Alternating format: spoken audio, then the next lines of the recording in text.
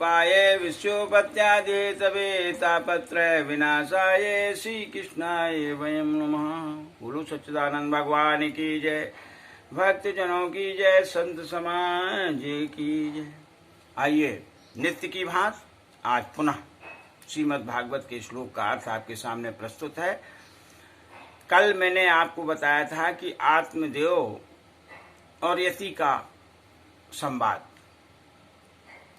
आत्मदेव से यति ने कहा कि ये आप अज्ञान छोड़ दीजिए, जो आप पुत्र की इच्छा कर रहे हैं उस पुत्र की इच्छा को छोड़ते हुए, इस वासना का परित्याग करते हुए। तो श्रीमद् भागवत में लिखा है, प्रजा मुच ज्ञानम प्रजा रूपम बलिष्ठा कर्मणो गति। शब्द आया संसार वासना, संसार की वासना को आप छोड़ दीजिए। मैं आपके प्रारब्ध को देख रहा हूं, दिव्य दृष्टि से मैंने आपके प्रारब्ध को देखा। तो क्या है कि 7 जन्मों तक तुम्हारे कोई पुत्र नहीं है। ये भी पूर्व जन्म का संस्कार, कहीं न कहीं पूर्व जन्म के संस्कार इस जन्म के साथ साथ पूर्व जन्म के संस्कार जुड़े रहते हैं। मैं एक बात बताता चलूं यहां पर कि इस संसार में सभी योनियां भोग योनियां हैं, लेकिन मनुष्य की एक योनि जो है, स्त्री और पुरुष की जो है एक योनि ऐसी है जो कर्म योनि और भोग योनि है। पूर्व जन्म के किए गए कर्मों को तो भोगना ही है और नए कर्मों का सृजन होता है। जहां अहम तत्व हो जाता है, मैंने ऐसा किया, मैं सब कुछ हूं, वहां पर आप जो है नए कर्मों का सृजन करते हैं। भगवान कहते हैं कि इस अहम तत्व से ही कर्मों का सृजन होता है और वो कर्म आगे चल करके आप भोगना पड़ते हैं।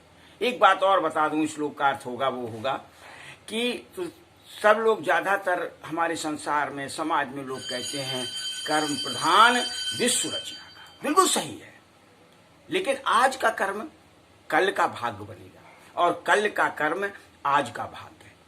तो उन कर्मों को जो है सुधारिए, क्योंकि यही प्रधान है। कर्म ही आपको भोगने पड़ेंगे, कर्म के ही द्वारा आपको फल मिलेगा। लोग बहुत से कहते हैं कि इस जन्म में मैंने बहुत पूजा की, बहुत सत्कर्म किए। लोग कहते हैं कि फला व्यक्ति बहुत सत्कर्मी है और उसे ऐसा क्यों कष्ट मिल रहा है। तो ये सब कुछ पूर्व जन्म के संस्कार के अनुसार है।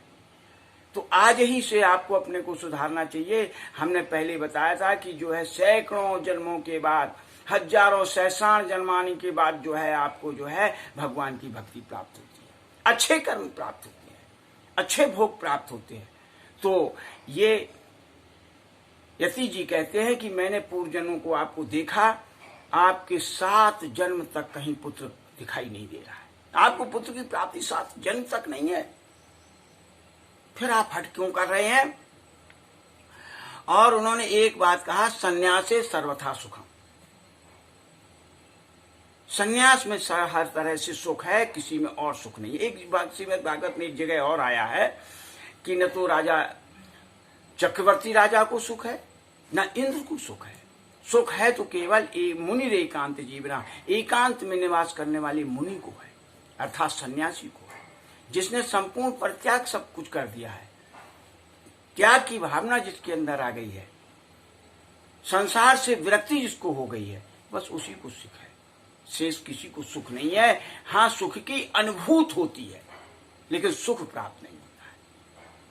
तो साथियों, सज्जनों, वास्तविकता यह है कि संसार में सन्यास ही सर्वोपरि है। सन्यास से बढ़कर के कोई आश्रम नहीं है। लेकिन हमारे यहाँ सब पंडित लोग कहते हैं, सब विद्वान कहते हैं कि गृहस्थ आश्रम इसलिए सर्वश्रेष्ठ है कि सभी आश्रम इस पर निर्भर है। वानप्रस्थ वाला कहाँ जाएगा? गृहस्थ से भीख मांगेगा, भिक्षा लेगा। सन्यासी भोजन की व्यवस्था कहाँ करेगा? गृहस्थ से करेगा। ब्रह्मचारी कहाँ से व्यवस्था करेगा? गृहस्थ से करेगा। तो इसलिए गृहस्थ आश्रम को सर्वोपरि कहा गया है। गृहस्थ आश्रम को निर्वहन करते हुए, गृहस्थ आश्रम में रहते हुए, लेकिन मनुष्य को संन्यास की ओर बढ़ना जरूर चाहिए, क्योंकि मुक्ति वही देगा जब आपके यहाँ सत्संगति करोगे गृहस्थ आश्रम में रह करके, तो आपको ज्ञान और वैराग्य आएगा और ज्ञान वैराग्य आने के बाद में आपको आवागमन से मुक्ति मिल जाएगी और मुक्त हो जाने के बाद में ये आपको सांसारिक कष्ट नहीं भोगने पड़ेंगे। तो यही यति जी ने आत्मदेव से कहा। लेकिन आत्मदेव जी कहने लगे कि नहीं, इस विवेक से, संन्यास से कुछ नहीं हुआ, ज्ञान से कुछ नहीं हुआ। आप बलपूर्वक जो है हमें जो है संतान दे दीजिए, बालक या बालिका कुछ भी हो, संतान का मतलब तो पुत्री या पुत्र कुछ भी हो। कहने लगे पुत्र आदि सुखहीनो अयम संन्यासा शुष्के भी गृहस्थ सरसो लोके पुत्र पौत्र समन्वितः।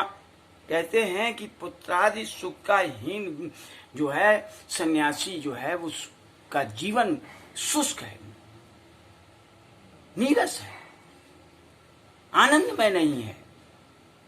इसलिए जो है हमें इस सन्यास जीवन से कोई लेना देना नहीं है। आप यति हैं ठीक है, लेकिन मेरा सन्यास में कोई रुचि नहीं है, मेरी भावना नहीं उधर है। क्यों? गृहस्था सरसो लोके पुत्र पौत्र समन्वितः। पुत्र और पौत्रों से युक्त हो, प्रजा लोगों से युक्त हो, गृहस्थ आश्रम जो है वो अति आनंददायक है, बहुत ही सरस है, ये कहने लगे। तो आत्मदेव जी ने जब ये विचार किया तो उन्होंने कहा ये हट कर रहा है, और उन्होंने कहा कि यदि ऐसा नहीं करोगे आप आत्मदेव जी ने, तो मैं यहां मूर्छित होकर के आपके सामने आत्महत्या कर दूंगा। निश्चित रूप से मैं प्राणों का परित्याग कर दूंगा यहां पर। जब ये यति ने देखा तो चिंतित होते उन्होंने कहा कि एक ब्राह्मण जो है अपने बीच में इस तरह से कह रहा है, तो उन्होंने कहा ठीक है, मैं आपको बालक दे